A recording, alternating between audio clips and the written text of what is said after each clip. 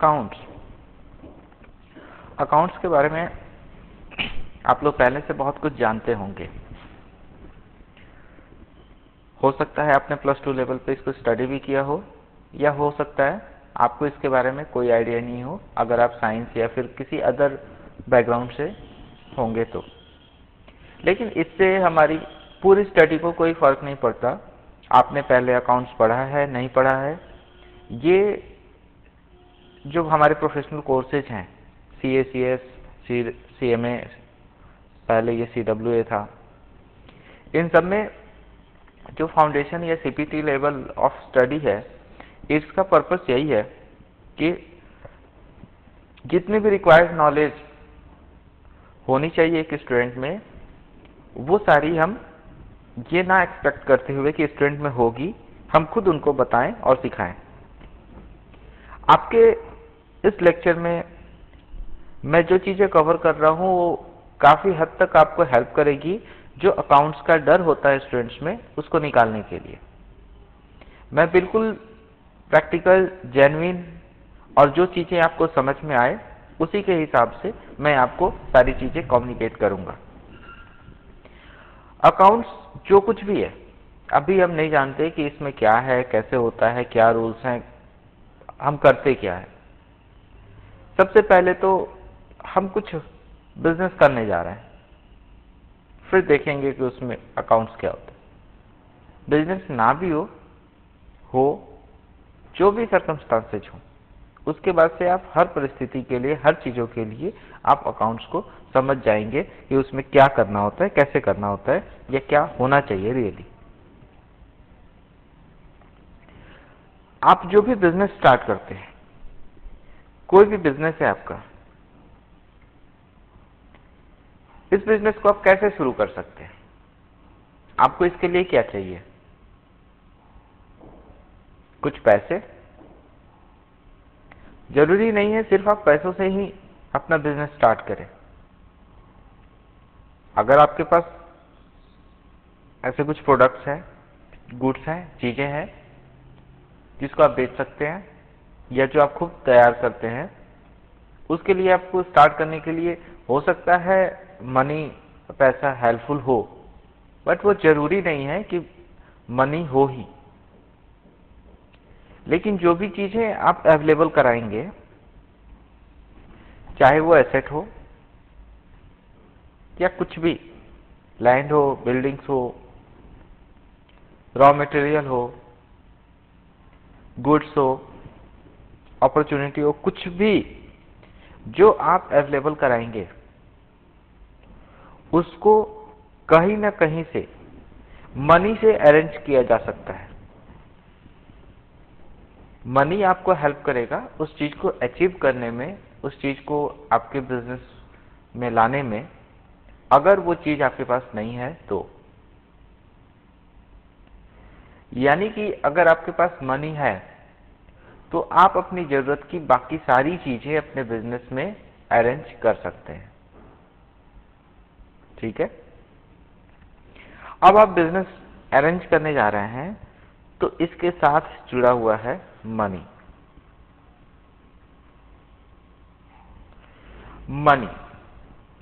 Money कहां से आएगा? कोई ना कोई देगा। आप बिजनेस कर रहे हैं, आपको देगा, या आप बिजनेस को देंगे, लेकिन कहीं ना कहीं से आएगा। हमेशा ये एक्सचेंज होके ही आता है। इस मनी से आप अपने बिजनेस को स्टार्ट करते हैं।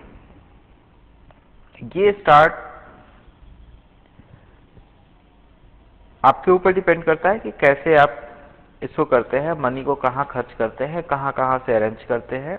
ये सारी चीजें आपके इंटेलिजेंस स्किल पे डिपेंड करती हैं कि आप कितनी इफेक्टिवली इन चीजों को मैनेज कर सकते हैं। बट जो कुछ भी आप बिजनेस में लगाएंगे, वो कहीं ना कहीं आपके लिए मनी है।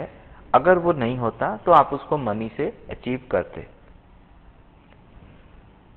ये एक स्टैंडर्ड केस मान के हम चलते हैं कि आपने और कुछ नहीं लगाया बिजनेस में, सिर्फ और सिर्फ मनी इन्वॉल्व की।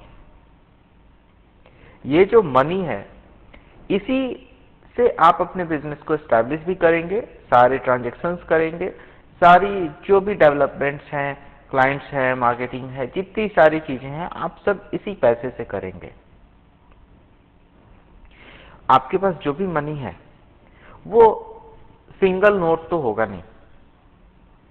जो भी 1 रुपए, 5 रुपए, 10 रुपए, 20 रुपए, 50 रुपए, 100 रुपए, 500 रुपए या फिर 1000 रुपए, इन्हीं का कलेक्शन होगा।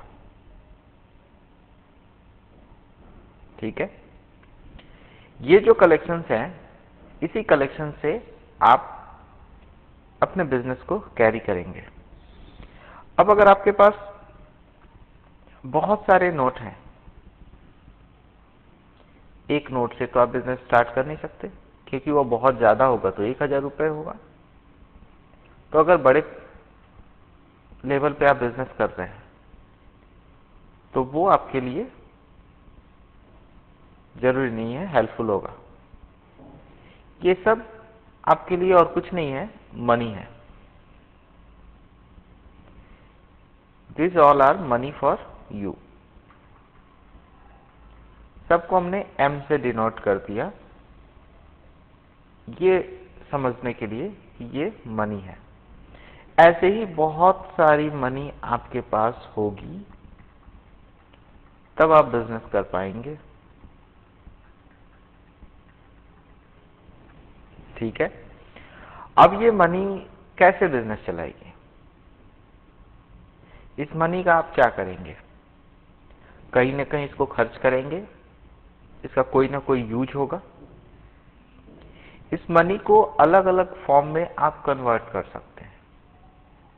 फॉर एग्जाम्पल, अगर ये आपका 10 रुपए का नोट है, 10 रुपए आपने किसी को दिए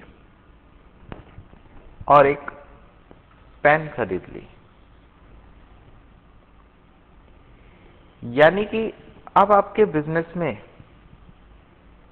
ये मनी, ये जो नोट आपके पास था, ये अब नहीं रहा। अब आपके बिजनेस में एक पेन है और इतनी सारी मनी है। ये सारी मनी आपकी है, बस एक मनी खत्म हो गई, एक नोट कम हो गया और एक चीज बढ़ गई। ऐसे ही करके आप अपने इन नोट्स को यूज करके अलग अलग चीजें बिजनेस में लाएंगे। कोई बेकार की चीज आप बिजनेस में नहीं लाएंगे। क्यों नहीं लाएंगे?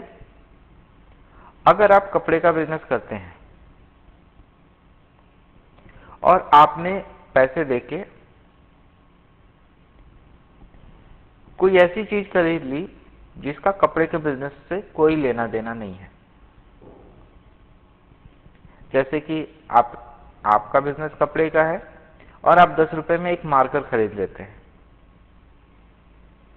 उस मार्कर का आपके लिए कोई यूज नहीं है। वो आपने एक बार मनी से उसको मार्कर में चेंज तो कर लिया, लेकिन ना तो आपको आपके बिजनेस को उससे कोई फायदा है और ना ही ये इजिली आपको वापस मनी देने वाला है। अगर आप किसी को देंगे भी तो वो 10 रुपए आपको नहीं देगा। बहुत रेयर चांस है कि कोई आपको 10 रुपए में आपसे ये मार्कर ले ले।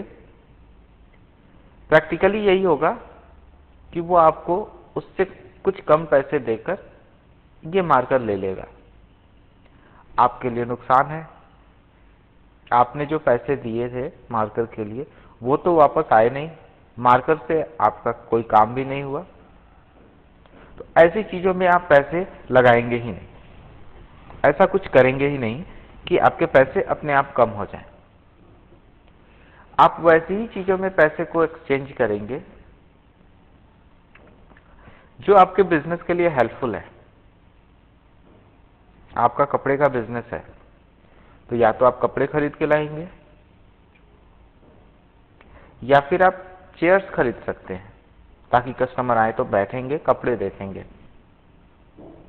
ये चेयर आप जो खरीदेंगे, इससे आपके बिजनेस को फायदा है कि आपके बिजनेस के लिए हेल्पफुल है। ऐसे ही करके मनी को आप अलग अलग चीजों में चेंज करेंगे जो आपके लिए यूजफुल है, आपके बिजनेस के लिए यूजफुल है। और ये चेंज होने के बाद जो चीज आपके पास है, जिसका कि बिजनेस को लंबे समय तक फायदा होना है, वो आपके लिए एसेट हो जाएगा, लॉन्ग टर्म एसेट। जो आप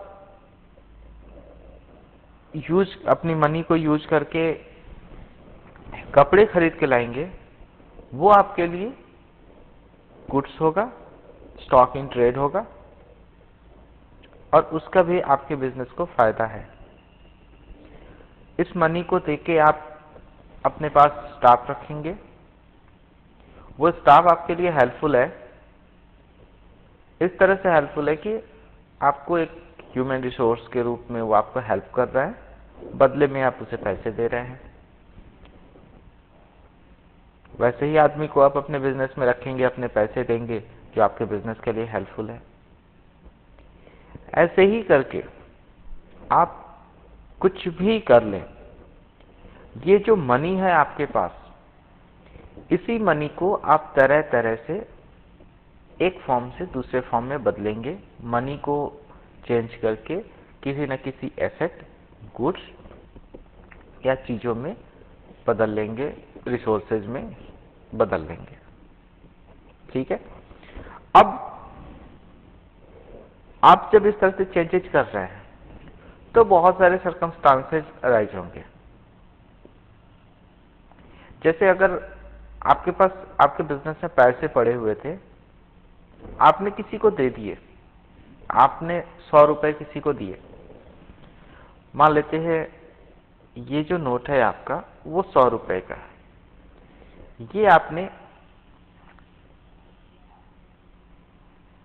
किसी आदमी को दे दिए। अब आपके लिए ये आदमी नहीं है, आपके लिए ये 100 रुपए के बराबर है।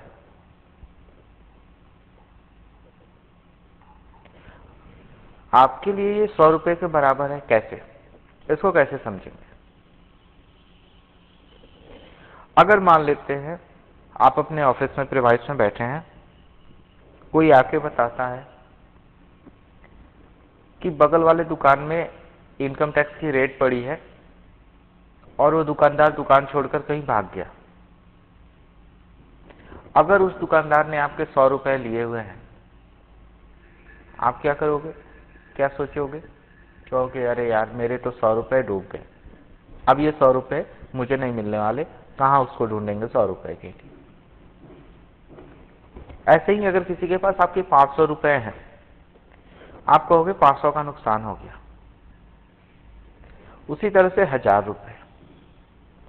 लेकिन अगर किसी के बारे में आपको पता चले जिसके पास आपका बहुत पैसा है, 2 लाख रुपए, 10 लाख रुपए, करोड़ में पैसे आपके उसके पास हैं, और आपको अचानक से एक खबर मिले कि वो शहर छोड़कर भाग रहा है,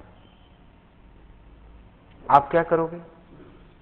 दौड़ के जाओगे उसके पास, उसको ढूंढोगे, कहोगे मेरे पैसे दे दो, फिर जहां जाना है जाओ। यानी कि आपको उस आदमी से, उसकी किसी भी जरूरत और सिचुएशन से आपको कोई मतलब नहीं है, आपको सिर्फ आपके पैसे से मतलब है। वो आदमी आपके लिए आपके उतने रुपए के बराबर है। जिस आदमी से पैसे लेने होते हैं उसको हम क्या कहते हैं? डेटर। ये आपका डेटर है। यानी कि आपका मनी किस फॉर्म में चेंज हो गया? डेटर के फॉर्म में। आपका मनी किस फॉर्म में चेंज हो रहा था? एसेट के फॉर्म में। आपका मनी स्टॉक इन ट्रेड में चेंज हो रहा था, आपका मनी ह्यूमन रिसोर्स में चेंज हो रहा था। ऐसे करके आपका मनी तरह तरह से चेंज हो रहा था। जिस जिस फॉर्म में चेंज हो रहा है, वो सब आपके बिजनेस के लिए इंपॉर्टेंट है।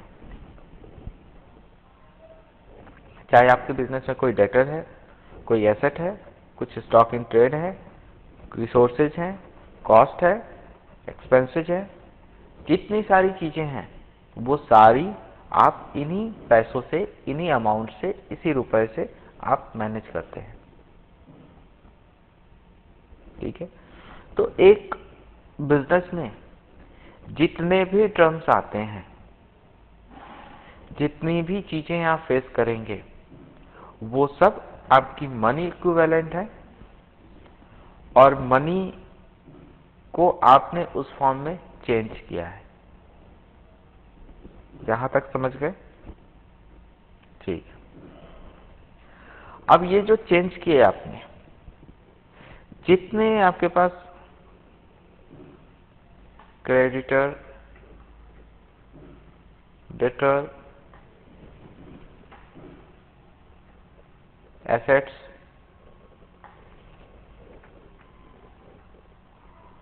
स्टॉक्स, कुछ भी जो है वो कुछ नहीं है, आपके लिए सिर्फ मनी है। विदाउट मनी आपके पास इसमें से कुछ नहीं होगा। अगर ये है तो भी आपके पास मनी है, या फिर डायरेक्टली करेंसी नोट्स हैं, वो भी आपके लिए मनी है।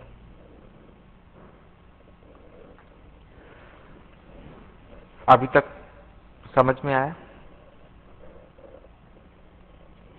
अब ये आपकी मनी किस किस तरह से हो सकती है? क्रेडिटर कौन होता है? कोई आदमी होगा, डेटर कोई आदमी होगा, एसेट आपके पास जो चीजें हैं जो आपके बिजनेस को लॉन्ग टर्म तक बेनिफिट देने वाली है। आपकी कुर्सियां जो कस्टमर्स बैठते हैं, ये लंबे समय तक चलेंगी, इसको आप यूज करेंगे बिजनेस में, ये आपके लिए एसेट्स हैं। लेकिन जहां से आप खरीद के लाए होंगे,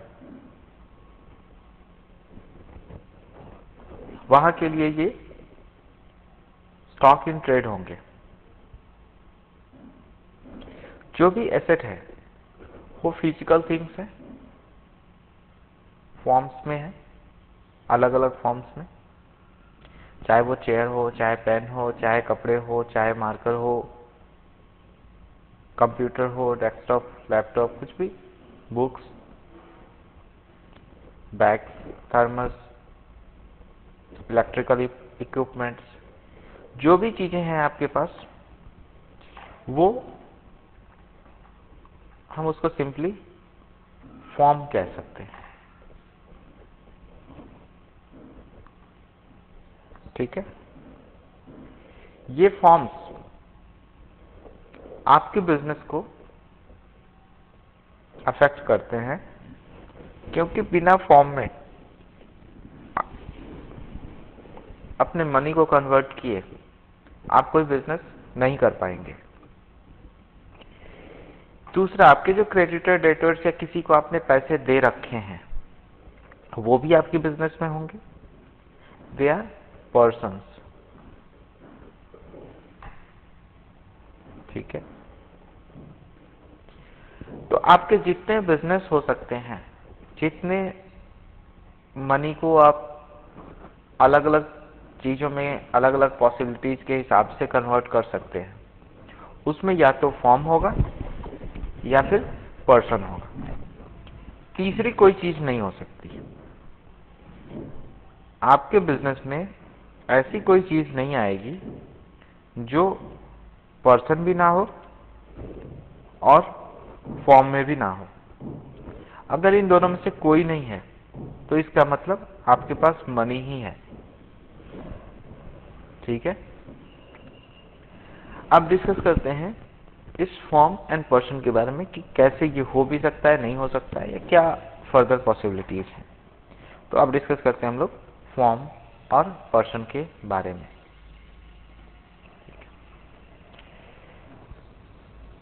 आपका मनी कन्वर्ट होके आ गया पर्सन्स में, या फिर फॉर्म में। कैसे पर्सन्स में? आपने किसी को पैसे दे दिए, वो आदमी आपके लिए अपने पैसे के बराबर है। दूसरा कोई आदमी जिससे आपने पैसे ले रखे हैं, वो भी आपके लिए पैसे के बराबर है। उसके जितने रुपए आपके बाकी होंगे, आपको उतने ही तक की लायबिलिटी है, बाकी उस आदमी से आपको कोई मतलब नहीं। आपका सप्लायर पर्सन है। इस तरह से आप मनी के साथ रिलेशन बनेगा और उसमें कुछ पर्सन्स इन्वॉल्व हो जाएंगे जो कि आपके बिजनेस के लिए इंपॉर्टेंट हैं। ये पर्सन्स आपके बिजनेस को अफेक्ट करते हैं। कितने लोगों से पैसा लेना है, किन किन को देना है, कौन मेरा सप्लायर है, कौन मेरा एम्प्लॉय है। ये सारे आपके पर्सन्स हैं जो आपके बिजनेस को अफेक्ट करते हैं। ठीक है, आगे बढ़े। फॉर्म्स। आप पैसे को जितने भी फिजिकल थिंग्स के लिए आप खरीद लें,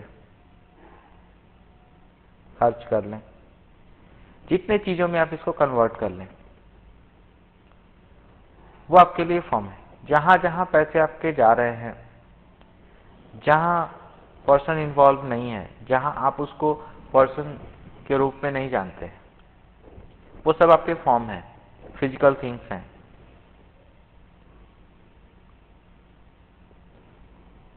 फिजिकल मैं अभी कह रहा हूं, हालांकि जरूरी नहीं है कि ये फिजिकल ही हो, एब्स्ट्रैक्ट भी हो सकते हैं, बट वो आपके बिजनेस को अफेक्ट करते हैं, पर्सन नहीं है, और वो किसी एक पर्टिकुलर चीज, थिंग या सर्विस या एक तरह से एक फॉर्म में है जिसको आप मनी के इक्विवेलेंट मान सकते हैं। मनी से उसको अरेंज कर सकते हैं, मनी को उसमें कन्वर्ट कर सकते हैं। वो और मनी आपस में इंटरचेंजेबल होंगे। ठीक है। अब आपकी जो बिजनेस में मनी थी, आपके बिजनेस में मनी थी,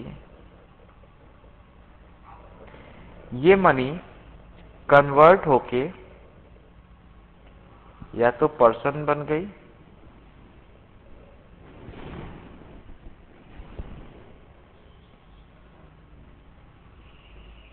या तो पर्सन बन गई, या फिर फॉर्म में कन्वर्ट हो गई। आपने सबसे पहले बिजनेस स्टार्ट किया, उसमें पैसे लगाए, अब ये पैसे आपके पर्सन और फॉर्म में कन्वर्ट हो गए। अब क्या आपका पर्सन जो आपके लिए मनी है, क्या वो कन्वर्ट हो सकता है? बिल्कुल हो सकता है। आपका पर्सन यानी कि जिसको आपने पैसे दिए हुए थे, वो आपको पैसे रिटर्न कर दे, तो वापस आपके पास मनी आ जाएगी। यानी कि आपने मनी को चेंज करके पर्सन बनाया, पर्सन चेंज होके मनी हो गया। ऐसा ही फॉर्म में हो सकता है। कोई चीजें आपने खरीदी, फिर उसको बेच दी, आपके पास फिर से पैसे आ गए। लेकिन आपने किसी को कुछ पैसे दे रखे थे, वो पैसे आपने खुद नहीं लिए और उसको कह दिया कि आप किसी थर्ड पर्सन को दे देना, जिसका नाम आप बता देते कि इनको आप दे देना। वो पैसे वो किसी थर्ड पर्सन को दे देता है। वो जिसको भी देगा, अब वो नया आदमी आपके लिए पर्सन के रूप में हो गया, आपके बिजनेस से जुड़ा हुआ हो गया। यानी कि जो पहले पर्सन था वो अब नहीं रहा, अब एक नया पर्सन आपके बिजनेस में आ गया।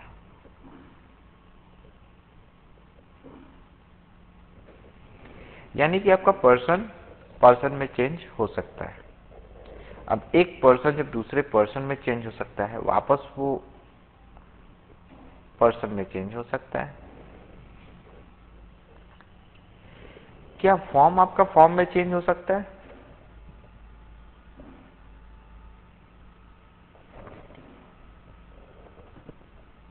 आपने 10 पुरानी कुर्सियां दी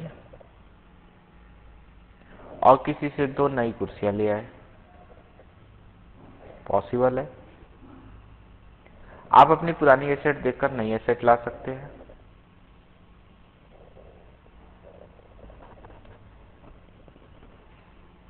कोई भी चीज जो आपके पास है उसको आप चेंज करके दूसरी कोई चीज ला सकते हैं, ऐसा बिजनेस में पॉसिबल है।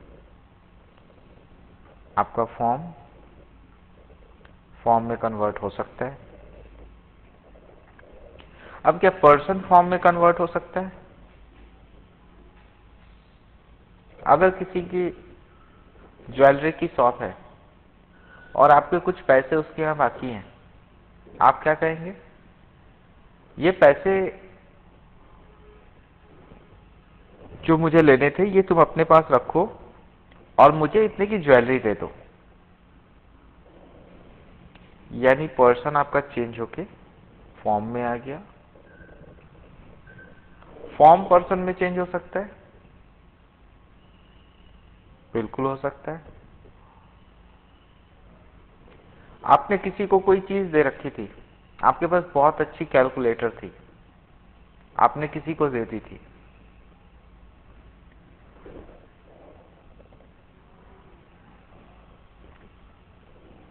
वो जितने रुपए की भी कैलकुलेटर थी वो उस आदमी के पास चली गई। अब वो फॉर्म चेंज होकर आपका पर्सन हो गया। अब उस पर्सन से आप दूसरे पर्सन में कन्वर्ट करें, वो कैलकुलेटर किसी और को कह दे देने के लिए, या फिर उससे पैसे मांग ले, या फिर उससे मनी मांग ले, या फिर उससे कैलकुलेटर वापस मांग ले।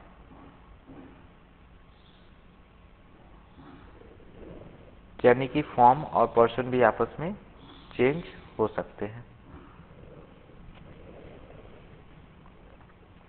ये जो चेंजेस थे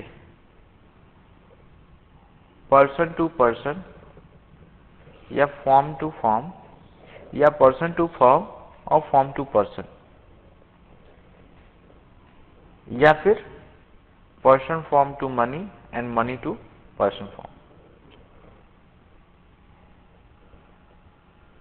these all are called transactions। जब भी आपकी मनी एक फॉर्म से दूसरे फॉर्म में कन्वर्ट हो, या एक पर्सन से दूसरे पर्सन में कन्वर्ट हो, या वापस मनी में कन्वर्ट हो, या मनी से किसी दूसरे फॉर्म में कन्वर्ट हो, ये जो चेंजेज हैं जो उस मनी में आए, मनी ने, पैसे ने रूप बदला अपना, ये ट्रांजैक्शंस कहे जाते हैं। हमें इसी की इंफॉर्मेशन होनी चाहिए। आखिर पैसे गए कहां? तो ये फॉर्म में कन्वर्ट हो गया, पर्सन में कन्वर्ट हो गया, या पर्सन फॉर्म में कन्वर्ट हो गया, फॉर्म पर्सन में कन्वर्ट। ये जो कन्वर्जन है ये आपको अपने बिजनेस में पता होना चाहिए। अब कहीं ना कहीं इस चेंज को आप नोट करके रखेंगे ताकि आपको पता चले कि कब हमारी कौन सी मनी किस फॉर्म में कन्वर्ट हो गई थी या किसी पर्सन में कन्वर्ट हो गई थी। जब तक कन्वर्ट नहीं हो रही, जब तक कोई चेंजेस नहीं हो रहे, तब तक आप कुछ भी लिखकर या नोट कर नहीं रखते। तभी आप रखते हैं, लिखते हैं, और तभी जरूरत है भी जब ये एक फॉर्म से दूसरे फॉर्म में चेंज हो रहा हो। अगर नहीं हो रहा है तो कोई जरूरत नहीं है लिखने की, कोई ट्रांजैक्शन नहीं हो रहा। ठीक है, ये जो ट्रांजैक्शंस हैं इनको हम रिकॉर्ड करते हैं। ठीक है, इसको जब भी हम रिकॉर्ड करते हैं तो इसके लिखने का एक तरीका बनाते हैं। हमने कह दिया कि आपने बिजनेस में मनी लगाई, उसके बाद से ये मनी दूसरे फॉर्म में या पर्सन में चेंज होती है। ये जो चेंज है, एक चेंज हुआ दूसरे में, यानी कि हमेशा मनी के दो रूप इन्वॉल्व हैं। या तो आपकी मनी पर्सन में कन्वर्ट हो रही, मनी फॉर्म में कन्वर्ट हो रही होगी, या पर्सन पर्सन में, या पर्सन फॉर्म में, या फॉर्म पर्सन में, या फॉर्म फॉर्म में।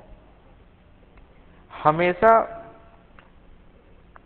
दो जगह अफेक्ट हो रहा होगा। अभी हम इसको अकाउंट्स नहीं कह रहे हैं, अभी सिर्फ ये कह रहे हैं कि दो जगह चीजें अफेक्ट कर रही होंगी। एक कन्वर्ट होकर दूसरे में जा रहा होगा, यानी कि एक चीज कम हो जा रही होगी तो दूसरी चीज बढ़ जा रही होगी। क्या कोई चीज बढ़ रही है, इसका मतलब कहीं ना कहीं दूसरी चीज, दूसरे जगह जो मनी है वो कम हो रही है। ये जो कन्वर्जन है जिसमें दोनों पॉइंट, दो चीजें, दो साइड इन्वॉल्व हैं, अगर हम इस चेंज को इस तरह से लिखते हैं जिसमें हमें इन दोनों के बारे में पता चले, तो उसे हम कहते हैं डबल एंट्री सिस्टम। हालांकि हम लोग समझेंगे एंट्री क्या है, सिस्टम क्या है, लेकिन जो डबल की हम बात करते हैं वो यही डबल है कि आपका जो मनी एक फॉर्म से दूसरे फॉर्म में चेंज हुआ, ये पहला फॉर्म और जिस फॉर्म में चेंज हुआ, इस दोनों के बारे में अगर आप रिकॉर्ड करते हैं, दोनों के बारे में आप लिखते हैं कि हाँ, ये फॉर्म था जो चेंज हुआ और ये फॉर्म है जिसमें चेंज होकर आया, तो इसको कहते हैं डबल एंट्री सिस्टम। और एक ट्रांजैक्शन में हमेशा ये दो साइड इन्वॉल्व होते हैं। ठीक है। अब हम कहते हैं कि जब ये दोनों साइड को लिखेंगे तो कैसे लिखेंगे? कहीं ना कहीं तो लिख रहे होंगे इस दो साइड को। जहां भी लिख रहे होंगे कोई ना कोई पेपर होगा, चीज होगी, डॉक्यूमेंट्स होगा, इंफॉर्मेशन जहां पे हम रख सकते हैं, इलेक्ट्रॉनिक हो या फिजिकल हो, कहीं ना कहीं उसको कुछ स्पेस प्रोवाइड करते होंगे, फिजिकल स्पेस, जहां पे हम उसके बारे में इंफॉर्मेशन लिखते होंगे। हमने क्या किया, अपनी कॉपी में, अपनी बुक में एक पेज पे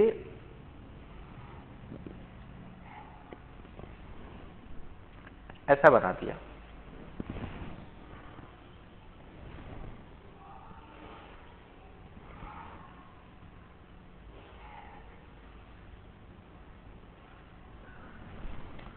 हमने एक टी फॉर्म में शेप बना दी और एक पेज फिक्स कर दिया।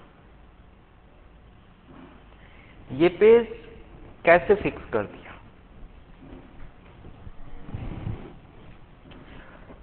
हमारा मनी, हमारे पैसे जिस जिस फॉर्म में चेंज होता है, चाहे वो कोई पर्सन हो, चाहे वो फॉर्म हो, जिस फॉर्म में चेंज होता है, कन्वर्ट होके जो बनता है, उसका हम एक पेज बना देते हैं। उसका यहां पे नेम दे देते हैं, कह देते हैं कि उसका अकाउंट है। यानी कि ये जो नेम है इससे रिलेटेड ये अकाउंट है, यानी कि उसकी सारी डिटेल इस पेज पे लिखी हुई मिलेगी। अकाउंट का सिर्फ इतना मतलब है कि जिस अकाउंट की हम बात कर रहे हैं उसका कोई अपना एक पेज होगा जहां पे हम उससे रिलेटेड इंफॉर्मेशन लिखते होंगे। ऐसा कोई पेज जहां पे हम अपनी ये जो ट्रांजैक्शंस हैं, जिसमें एक फॉर्म से मनी दूसरे फॉर्म में कन्वर्ट हो रही है, या मनी किसी पर्सन में, या इस तरह का कोई भी चेंज हो रहा है जिसको हम मनी में रिप्रेजेंट कर सकते हैं, उन चेंजेस को हम लिखते हैं। जिन जिन फॉर्म में ये मनी कन्वर्ट हो रही है, या जिस जिस फॉर्म से ये हो रही है उन सब की डिटेल हम अलग अलग पेजेस पे लिखते हैं, और जिस पेज पे जिसकी इंफॉर्मेशन लिखते हैं उस पेज को उसका अकाउंट कहते हैं। अकाउंट यही है। अब ऐसे जो आपने पेजेस बनाए वो पेजेस कितने तरह के हो सकते हैं? सब तो पेजेस ही होंगे। एक पेज, उस पे आपने एक का नाम लिख दिया जिस फॉर्म में आपकी मनी कन्वर्ट हो रही है या जिस फॉर्म से कन्वर्ट होती है उसका आपने लिख दिया, उसकी एक टी शेप बना दी और कह दिया ये उसका अकाउंट है। यानी कि अगर आपके बिजनेस में कोई ऐसा फॉर्म या ऐसा पर्सन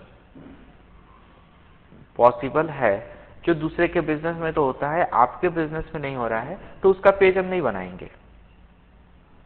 हम सिर्फ वैसे लोगों की ही पेज बनाएंगे, वैसे पर्सन्स की, वैसे फॉर्म्स की या मनी की पेजेस बनाएंगे जो हमारे बिजनेस में इन्वॉल्व हैं।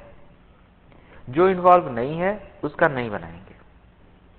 हालांकि जब हम लोग आगे पढ़ेंगे तो देखेंगे कि कोई भी बिजनेस आप कर रहे हो, कुछ फॉर्म या पर्सन या मनी वाले पेज जो है वो होते ही हैं, वो होना ही चाहिए। आप बिजनेस कर रहे हैं तो ये चीजें इन्वॉल्व होंगी ही होंगी, और वो पेजेज आपके बिजनेस में होते हैं। उसके अलावा, उससे एक्स्ट्रा आपके पास कुछ पेजेज हो सकते हैं जिसमें आपको लिखने की, रिकॉर्ड करने की जरूरत पड़े। इन ट्रांजैक्शंस को हम कह रहे हैं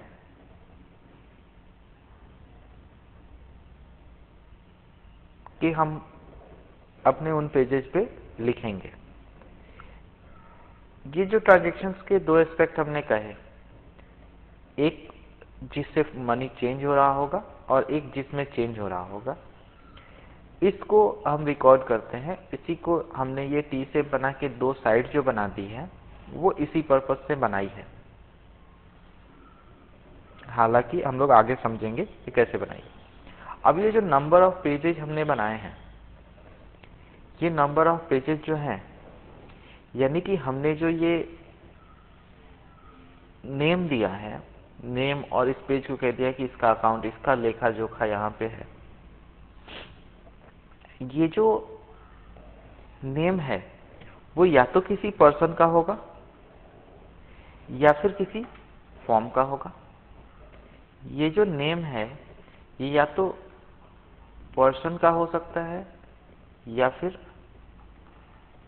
फॉर्म का हो सकता है। मनी तो हो ही सकती है, बिजनेस से मनी आएगी तो। जो मनी होती है उसको कैश अकाउंट बोलते हैं, यानी कि जो हमारे पास पैसे हैं उसका लेखा जोखा। अब ये हमारा नेम जो है या तो पर्सन हो सकता है या फॉर्म हो सकता है।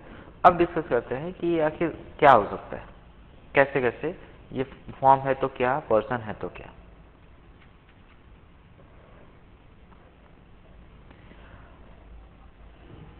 अगर उस पेज का नाम किसी पर्सन का है तो उसको हम कहते हैं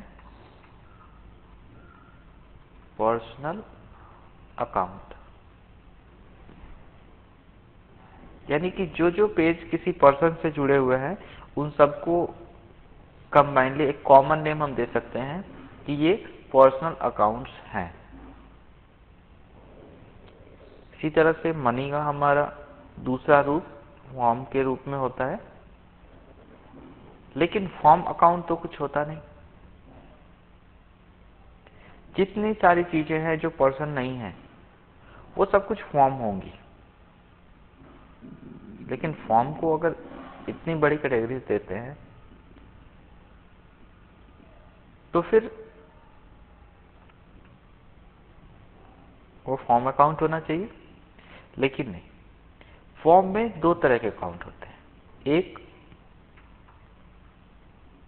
रियल अकाउंट,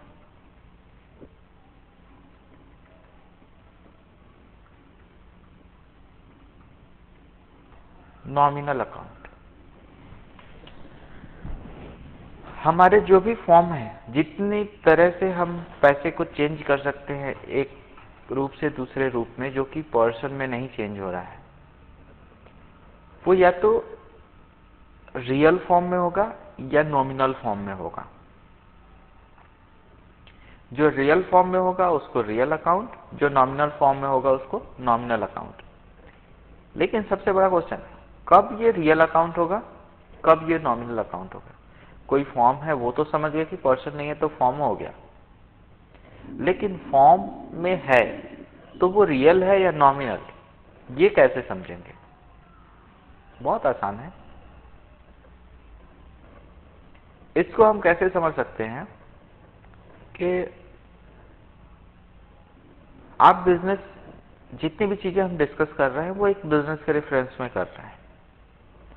उस बिजनेस में आपके कुछ रियल अकाउंट्स होंगे, कुछ नॉमिनल अकाउंट्स होंगे, यानी कि फॉर्म में है तो वो या तो रियल होगा या नॉमिनल होगा।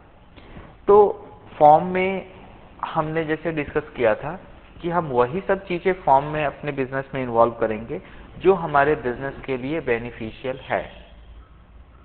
जो बेनिफिशियल नहीं है वो हमारे बिजनेस में नहीं होना चाहिए। लेकिन ये कैसे डिसाइड होगा कि कोई चीज हमारे बिजनेस के लिए बेनिफिशियल है? ये दो तरह से हो सकता है। या तो हमने खुद ये डिसाइड किया कि इस चीज का फायदा हमारे बिजनेस को है, हमने खुद से वो ये चीज की होगी, मनी को उसमें कन्वर्ट किया होगा, मनी को उसमें इन्वॉल्व किया होगा, वो चीजें खरीदी होंगी, बिजनेस में लाई होंगी अपनी मर्जी से। जो हमें लगता है कि हमारे बिजनेस के लिए यूजफुल है, उन सब के लिए हमने जो भी चीजें इन्वॉल्व की वो है रियल अकाउंट्स। इसको कहते हैं एसेट अकाउंट्स। ये रियल अकाउंट्स ऐसे अकाउंट्स हैं जो आप अपनी मर्जी से बिजनेस में लाते हैं, मनी को अपनी मर्जी से उस फॉर्म में कन्वर्ट करते हैं। नॉमिनल अकाउंट, हमने तो ये कहा कि बिजनेस में सिर्फ और सिर्फ जो बेनिफिशियल चीजें हैं बिजनेस के लिए उसी फॉर्म में मनी को कन्वर्ट करते हैं। अब जो चीजें हमें बिजनेस के लिए बेनिफिशियल लगती थी उसमें कन्वर्ट कर लिया, उसको रियल अकाउंट कह दिया। तो फिर नॉमिनल क्या है?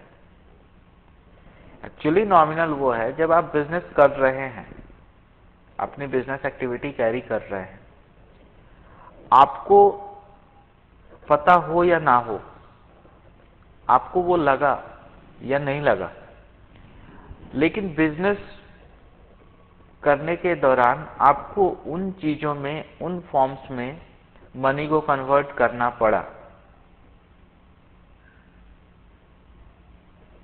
ठीक है, यानी कि फिर से इसको रिपीट करता हूं, आपके बिजनेस में जो चीजें आपने अपनी इच्छा से परचेज की, बिजनेस में लाए, वो तो आपके रियल अकाउंट हो गए, वो आपके ऐसे फॉर्म्स हो गए जो आपने बिजनेस में अपनी मर्जी से लाए।